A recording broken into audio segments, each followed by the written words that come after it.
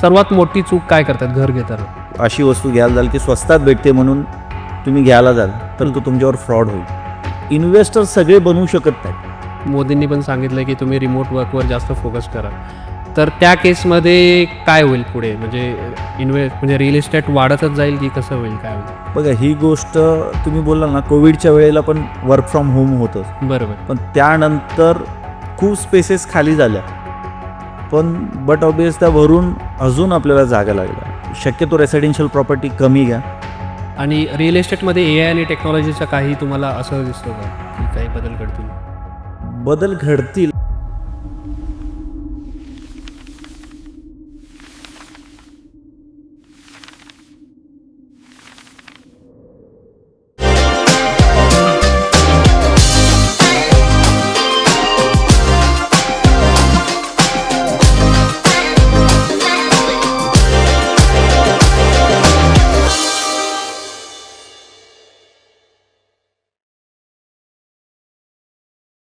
नमस्कार मित्रांनो, माझं नाव अक्षय आणि तुमचं थिंकिंग थ्रूमध्ये स्वागत आहे. आम्ही थिंकिंग थ्रूमध्ये मल्टिपल टॉपिक्स घेतो. आजचा टॉपिक आहे आपला रिअल इस्टेट. तर रिअल इस्टेटचे किंग आपल्यासोबत बसलेले आहेत. त्यांची नावाजलेली कंपनी आहे अर्णव प्रॉपर्टीज आणि त्याचे मालक आपल्यासोबत बसलेले आहेत किरण गायकवाड. तर आपण त्यांच्याकडनं जाणून घेऊया पुढची माहिती. नमस्कार, माझं नाव किरण गायकवाड आणि गेले 25 वर्ष मी या क्षेत्रामध्ये प्रॉपर्टीमध्ये काम करतोय आणि मल्टिपल ब्रँड्स वगैरे बरोबर काम करतो. रेसिडेन्शियलमध्ये काम करतो. तर भरपूर डिलिंग्स वगैरे केलेले, थाउजंड्स ऑफ हॅपी कस्टमर्स आहेत आणि वेल नोन आहे. म्हणजे ठाण्यामध्ये Arnav properties is well known. चला, मी तुम्हाला एक पहिलाच डेंजरस क्वेश्चन विचारतो. आज जे पुणे मुंबईमध्ये रेट चालू आहेत प्रॉपर्टीचे, हां. ते खरंच जस्टिफाईड आहेत का, की ते पूर्ण असं बबल क्रिएट केलेलं आहे? जस्टिफाईड आहेत असं माझं मत आहे. कारण जसं लोकेशन तसा रेट. जर ते जस्टिफाईड नसतील तर त्या प्रॉपर्टीज विकल्या जाणार नाहीत. आज कुठलाही एक कस्टमर ज्यावेळेला प्रॉपर्टी घेतो त्यावेळेला तो 5 प्रॉपर्टी बघतो आणि मग एक प्रॉपर्टी डन करतो. बरोबर. पण त्यालाही कळतं की ह्या प्रॉपर्टीसाठी हा रेट जस्टिफाईड आहे, त्यामुळे तो प्रॉपर्टी परचेस करतो. तरी माझं असंच मत आहे की प्रॉपर्टी त्या जे रेट्स असतील ते जस्टिफाईड आहे त्या प्रॉपर्टीसाठी. परफेक्ट. ओके. सोशल मीडियावर प्रत्येकजण सांगतो की आज घेतलं नाही तर उद्या शक्य नाही. हा फेअर खरा आहे? हा फेअर खरा नाही माझ्या मताने. त्याचं रिझन असं आहे की त्यांना सेल्स पर्सन असतात किंवा त्यांना सेल्ससाठी प्रेशर असतो. हा त्यांची टॅक्ट्स आहे त्यांची की लवकर त्यांचा फ्लॅट विकण्यासाठी केलेला हा त्यांनी कस्टमरला प्रेशराईज करतात. म्हणजे की तुम्ही लवकर जर घेतला नाही तर ही प्रॉपर्टी निघून जाईल किंवा ही प्रॉपर्टी राहणार नाही. ते असं कस्टमरशी शेअर करतात ते. पण तसं काही नाही आहे. प्रॉपर्टी अवेलेबिलिटी असते आणि त्यांच्या रेट्समध्ये आल्यानंतर ते करतात. असं आज मार्केटमध्ये आपले ॲक्च्युअल बायर जास्त आहेत की इन्व्हेस्टर जास्त आहेत? बायर्स आणि इन्व्हेस्टरचं प्रमाण बघाल तर त्याच्यामध्ये इन्व्हेस्टर 20% आहेत, बायर्स 80%. इन्व्हेस्टर सगळे बनवू शकत नाहीत. बरोबर. बायर्स हे मल्टिपल आहे. ज्यांच्याकडे खूप पैसा इन्व्हेस्टमेंटसाठी, ट्रेडिंगसाठी तेच इन्व्हेस्टमेंट करतात. बाकी सगळे एंड युजर असं असतात. आत्ता जे IT सेक्टरमध्ये स्लोडाऊन झाला आपला किंवा ले ऑफ झाले, त्यांनी आपल्या मार्केटवर काही इफेक्ट? काही इफेक्ट नाही पडला तसा. कारण मल्टिपल कंपनीज आहेत, मल्टिपल म्हणजे कस्टमर्स आहेत, प्रत्येकाचे वेगवेगळे बिझनेस आहेत, ते शिफ्ट होतात. वेगवेगळे कस्टमर्स असतात, ते आपापल्या परीने प्रॉपर्टीसाठी मला वाटत नाही की काही फरक पडला आहे म्हणून. असं आहे. ते त्यांच्या पद्धतीने त्यांचं मॅनेज करून प्रॉपर्टी बाईंग, पर्चेसिंग, रेंटिंग हे सर्व रेग्युलर चालू आहे. काही फरक पडला नाही. आत्ता जे लोक म्हणतात की बिल्डर्सकडनं खूप आर्टिफिशियल स्कॅरसिटी बनवली जाते, ते तुम्हाला काय वाटतं त्याबद्दल? कशाच्या संदर्भात स्कॅरसिटी? म्हणजे की लोकांना घाबरवलं जातं की आत्ता म्हणजे हा रेट आहे, थोड्या दिवसांनी तुम्ही आले तर तो रेट खूप जास्त वाढू शकतो किंवा आत्ता इथे अवेलेबिलिटी खूप कमी आहे. पण ॲक्च्युअली रेरामध्ये जर तुम्ही बघितलं तर ॲक्च्युअल अवेलेबल फ्लॅट्स खूप जास्त असतात. पण सांगता फक्त 2च बाकी आहेत. तर त्या केसमध्ये तुम्हाला काय वाटतं? मी जसं पहिलं सांगितलं की जर चांगली प्रॉपर्टी आहे आणि डिमांडिंग आहे तर बट ऑबियस हे सूट होईल. बट मी पुन्हा बोलेन की जर बजेट, लोकेशन आणि रेट्स आणि याच्यावरती डिपेंड आहे ती प्रॉपर्टी किती फास्ट मुव्हिंग असते. त्यामुळे बट ऑबियस जी चांगली प्रॉपर्टी ती राहत नाही आणि जी चांगली प्रॉपर्टी नाही त्याच्यामध्ये प्रेशराईज केलं जातं की लवकर घ्या नाही ते जाणार असं हे म्हणत. आणि 2026 मध्ये तुम्ही आमच्या चाहत्यांना सांगू शकता की सर्वात मोठी चूक काय करतात घर घेताना? 26 मध्ये तुम्ही बोलताय 2026 मध्ये जर तुम्ही मी तुमच्या चाहत्यांना हे सांगेन चांगला प्रॉपर्टी कन्सल्टंट शोधा. तुम्ही स्वतःहून प्रॉपर्टी घ्यायला गेलात तर प्रत्येक बिल्डर किंवा प्रत्येक माणूस, जसं मी तुम्हाला एक फॉर एक्झाम्पल देतो, आपण आपला स्वतःचा मुलगा असतो त्याच्याबद्दल आपण चांगलंच सांगतो, बरोबर. आपण वाईट बोलत नाही त्याच्याबद्दल. तसं प्रत्येक बिल्डर सांगतो की माझा प्रॉडक्ट खूप चांगला आहे. पण तुम्ही ज्या वेळेला कुठल्या प्रॉपर्टी कन्सल्टंटबरोबर जाता त्याला परफेक्ट नॉलेज असतं की कुठल्या बिल्डरकडे फंडिंग आहे, कुठला बिल्डर चांगली क्वालिटी देऊ शकतो आणि कुठला बिल्डर चांगली क्वालिटी देतोय. त्यामुळे तुम्ही त्या चांगल्या ब्रोकर्सकडे किंवा चांगल्या प्रॉपर्टी कन्सल्टंटकडे गेलात तर तुम्हाला तो परफेक्ट जी तुम्हाला प्रॉपर्टी हवी आहे ती घेऊन देईल आणि त्यामुळे तुमचा फ्रॉड होणार नाही. पण एवढंच आहे की तो प्रॉपर्टी कन्सल्टंट नोन हवा आहे आणि ट्रस्टेड हवा आहे. ह्याची तुम्ही परफेक्ट माहिती घेतली पाहिजे. बरोबर, म्हणजे मार्केटमध्ये ऑलरेडी वेल एस्टॅब्लिश्ड पाहिजे. हां, ऑफिस पाहिजे, त्याचा स्टाफ पाहिजे आणि तो त्याच्या डीलिंग्स मल्टिपल पाहिजेत, खूप वर्षापासून त्याचं नाव पाहिजे. हे महत्त्वाचं खूप ठरतं. त्याच्यामुळे त्याचा फ्रॉड होणार नाही. बरोबर. असं समजा आता एखाद्याकडे 25-30 लाख आहेत किंवा 50 लाख आहेत, तर त्याने एक्झॅक्टली कुठे इन्व्हेस्ट करावा आत्ताच्या काळामध्ये? 25-30 लाख किंवा 50 लाख रुपये माझ्या मताने हे खूप कमी बजेट आहे. या बजेटमध्ये सध्या तरी काही गोष्टी म्हणजे परचेस करणं फॉल्स जाते. म्हणजे जर तुम्ही कुठेही अशी वस्तू घ्यायला जाल की स्वस्तात भेटते म्हणून तुम्ही घ्यायला जाल तर तो तुमच्यावर फ्रॉड होईल. हां, वस्तू चांगली घ्याल आणि जर तुम्हाला इन्व्हेस्टमेंट करायची असेल आणि 10 वर्षासाठी पुढे बघायचं नसेल तर मी तुम्हाला सजेस्ट करेन तुम्ही फ्लॅट्स किंवा कमर्शियल ऑफिसेस घेण्यापेक्षा लँड घेऊन ठेवा जी अपकमिंग एरियामध्ये तुम्हाला चांगले रिटर्न्स देऊन जाईल. माझा पुढचा क्वेश्चन तोच होता की आपण फ्लॅटमध्ये जावं की प्लॉटमध्ये जावं? जर तुमची लॉंग इन्व्हेस्टमेंट असेल तर 100% मी सांगेन तुम्ही लँड घेऊन ठेवा. कारण लँड ही कमी होत चालली. बरोबर. आणि फ्लॅट्स हे मल्टिपल FSI भेटल्यामुळे खूप खूप मल्टिपल इन्व्हेंटरीज आहेत. तुम्ही लँड घेऊन ठेवली तर 100% त्याचे तुम्हाला रिटर्न्स चांगलेच भेटणार. आणि आता आपण जे बघतोय की सामान्य लोकांसाठी जे अंडर कन्स्ट्रक्शन जे बिल्डिंग्स असतात तर ते त्यांना वर्थ इट आहेत का? Under construction yes. Under construction बिल्डिंगमध्ये तुम्हाला काही गोष्टी चेक कराव्या लागतील. मी जसं पहिलं बोललो की चांगला प्रॉपर्टी कन्सल्टंट जर घेतलं तर बरोबर. बिल्डरचं रेप्युटेशन काय, त्याचं फंडिंग काय आणि काय क्वालिटीमध्ये देतोय, तो बांधेल का नाही बांधणार ह्याची तुम्हाला माहिती असणं खूप गरजेचं आहे. आणि त्यामुळेच तुम्ही जर तुम्ही ते कुठलीही अंडर कन्स्ट्रक्शन प्रॉपर्टी घेताय तर हे सर्व चेक केल्यानंतरच रेरा त्या बिल्डरने बांधलेले बॅकलॉगमध्ये जे प्रोजेक्ट्स आहेत ते पूर्ण कंप्लीट केलेत का, कमिटमेंट फुलफिल केल्यात का, ह्या महत्त्वाच्या गोष्टी चेक करणं खूप गरजेचं आहे. त्यानंतरच त्यांनी अंडर कन्स्ट्रक्शनमध्ये ट्रस्टेड बिल्डरकडे फ्लॅट घ्यावा. आत्ता जे आपण बघितलं पुण्यामध्ये केस चालू होते की खूप लोकांनी 3 वर्षापूर्वी फ्लॅट्स घेतले होते पण त्यांना ते फ्लॅट्सच भेटले नाही. मग त्या केसमध्ये तुम्ही काय सजेस्ट कराल की आपण काही लिगल ऍक्शन ते घेऊ शकतो किंवा काय घेऊ शकतो का?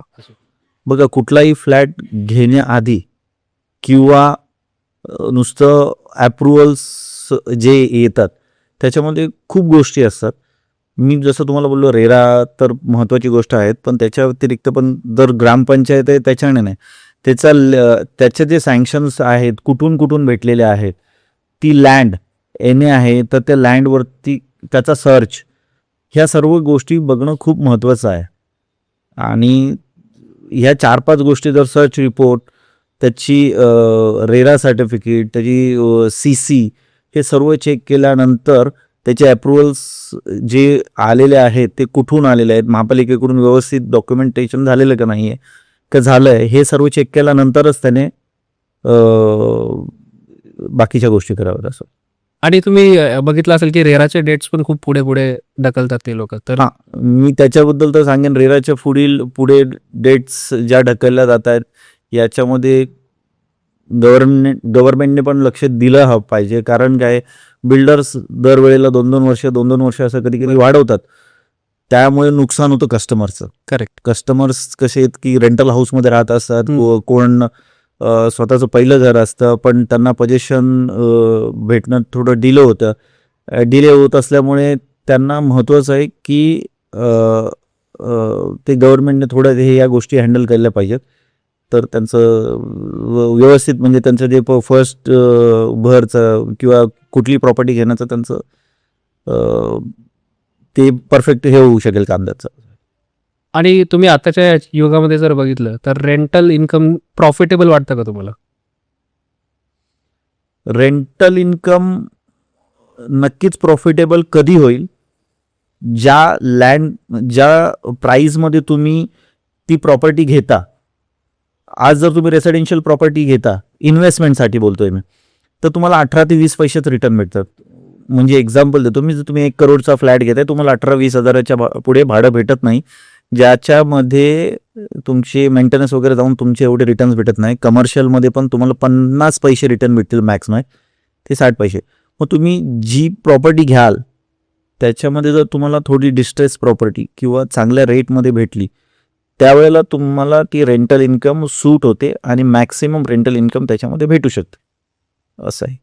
आता जे अपकमिंग मेट्रो प्रोजेक्ट्स येतात किंवा इन्व्हेस्टमेंट ऑपॉर्च्युनिटीज येतात किंवा जी पण आपले महानगरपालिका किंवा जे पण डेव्हलपमेंट चालू आहे, ती किती इम्पॉर्टंट असते या बाबतीमध्ये?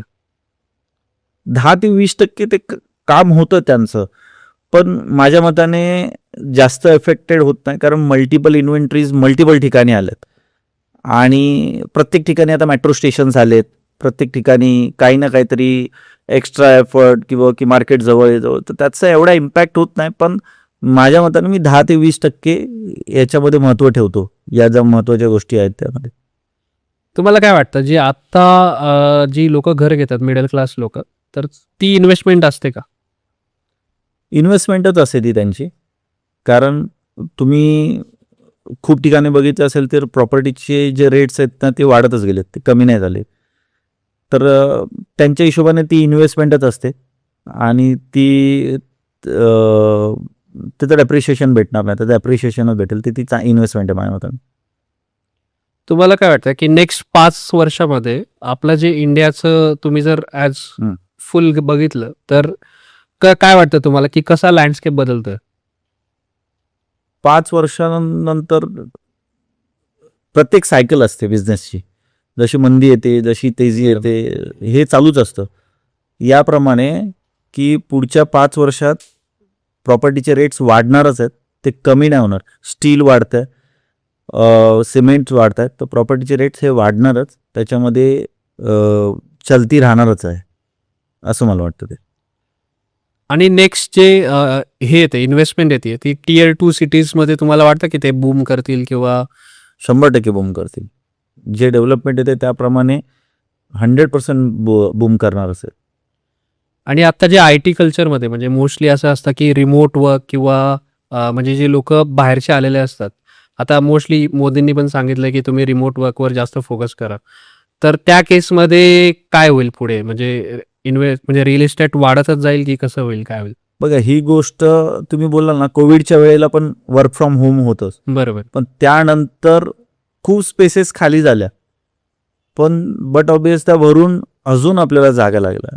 तर रिअल इस्टेट एक असं सेगमेंट आहे, ते कधी खाली राहणार नाही, ते भरतच जाणार आणि अपग्रेड होतच राहणार, असं माझं मत आहे त्यामध्ये. आणि रिअल इस्टेटमध्ये AI आणि टेक्नॉलॉजीचा काही तुम्हाला असं दिसतो का की काही बदल घडतील? बदल घडतील असं वाटतंय पुढे, पण मला कन्फर्म नाही. कारण जर AIनेच खूप काम होत असेल तर ऑफिस स्पेस शक्यतो, समजा मी एक उदाहरण देतो, माझं एक कस्टमरशी आता एक बोलणं चालू होतं. तो बोलत होता की किरण, मेरा कॉल सेंटर है, 1000 एम्प्लॉई है मेरे पास, बट अभी एआई का ऐसा टेक्नोलॉजी है जो ऑटो कॉलिंग होता है, ऑटो डेटा कलेक्ट होता है, तो मुझे इतने आदमी लोगों की ज़रूरत नाही पडेगी. तर त्यावेळेला मला असं वाटलं की एआय आणि याच्यामुळे थोडासा फरक पडण्याची शक्यता आहे. होऊ शकतं तसं. 2026 ते 2030 यामध्ये तुम्हाला कुठे मोठी ऑपॉर्च्युनिटी दिसते? 2026 ते 2030 मला 2 ठिकाणी अपॉर्च्युनिटी दिसते. एक नाशिक रोड साईडला पण गोडाऊन्स बांधतायत त्याच्यामध्ये, आणि पनवेल खोपोली जिथे नवी मुंबई तिसरी बसणार आहे, बरोबर. एअरपोर्ट्स आलेले आहेत. तर इन्व्हेस्टमेंट ती आज केली की ती 5 ते 7 वर्षानंतर त्याला चांगले रिटर्न्स भेटतील असं मला वाटतं. प्रॉपर्टीमध्ये पैसा लोकेशनमुळे बनतो की टायमिंगमुळे? लोकेशनमुळे.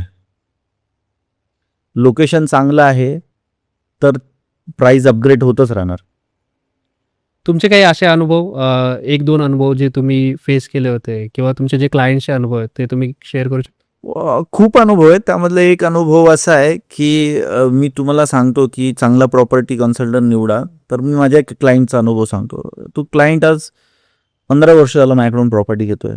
त्याने एक पेपरामध्ये ॲड वाचली की 1 डे डील, तुम्हाला एक चांगली प्राईस भेटेल. त्याने 3 BHK तिथे बुक केला.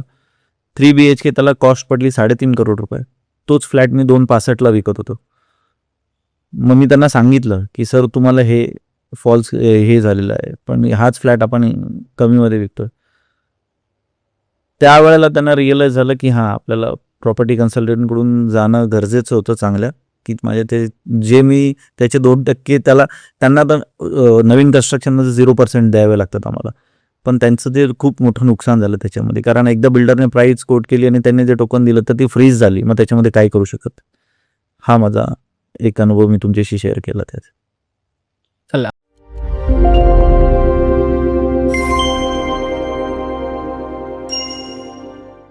किरण सर, तुमच्याविषयी मला तुमच्या बिझनेसविषयी अजून माहिती सांगू शकता? माझ्या बिझनेसविषयी माहिती मी तुम्हाला सांगतो. माझ्या ठाण्यात 2 ऑफिस आहेत. आमचे मल्टिपल एम्प्लॉईज आहेत. आम्ही रेसिडेन्शियल आणि कमर्शियल लँड्समध्ये डील करतो. रेसिडेन्शियलचा खूप मोठा डेटा आहे.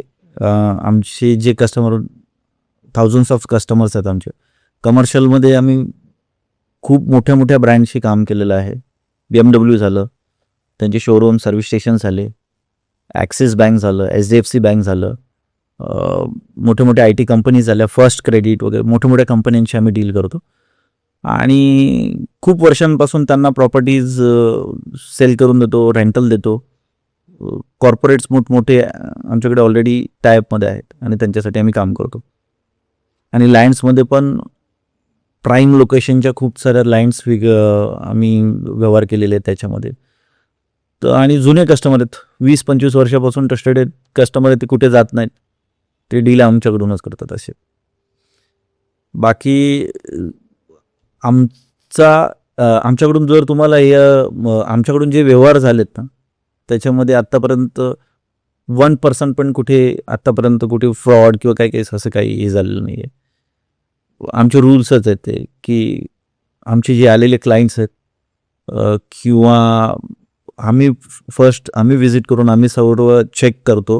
प्रॉपर्टीची सगळी डिटेल, लिगॅलिटी वगैरे सर्व चेक करतो आणि नंतरच ती मार्केटमध्ये काढतो. त्याच्याशिवाय आम्ही मार्केटमध्ये काढतच नाही.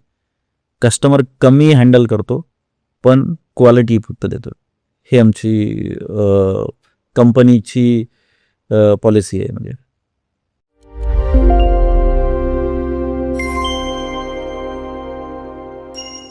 आता रॅपिड फायर असेल, तुम्हाला मी फास्टमध्ये क्वेश्चन विचारेल, हां. तुम्ही एका सेंटेन्समध्ये आन्सर द्यायचं. हां. ठीक आहे? पुणे की मुंबई? मुंबई. प्लॉट की फ्लॅट? प्लॉट. रेडी बोलेन. ओके. रेडी पोझिशन की जे अंडर कन्स्ट्रक्शन आहे ते? ॲप्रिशिएशन पाहिजे असेल तर अंडर कन्स्ट्रक्शन, आणि ॲप्रिशिएशन एंड युजर असाल तर रेडी पोझिशनमध्ये. लोन की कॅश? शक्यतो कॅश. लक्झरी की affordable? Luxury. Best investment under 50 lakhs. Lands. Worst mistakes investor make. Investor makes worst investment. त्यासाठी त्यांनी प्रॉपर्टी कुठली घेण्याच्या आधी घाई नाही करायची. प्रॉपर पेपर्स चेक करूनच डिसिजन घ्यावं. आणि 10 वर्षांसाठी कोणती सिटी येते तुम्ही बघताय की 10 वर्षानंतर खूप डेव्हलप असत. ठाणे. आणि एक financial advice for a youth. For a youth शक्यतो रेसिडेन्शियल प्रॉपर्टी कमी घ्या. रेसिडेन्शियल स्वतःचं घर एकदा झालं तर सेकंड इन्व्हेस्टमेंट कमर्शियल शिवाय करूच नका, जी तुम्हाला चांगली रेंटल इन्कम ठेवेल. आणि इन्व्हेस्टमेंट रिअल इस्टेटमध्ये करत राहा.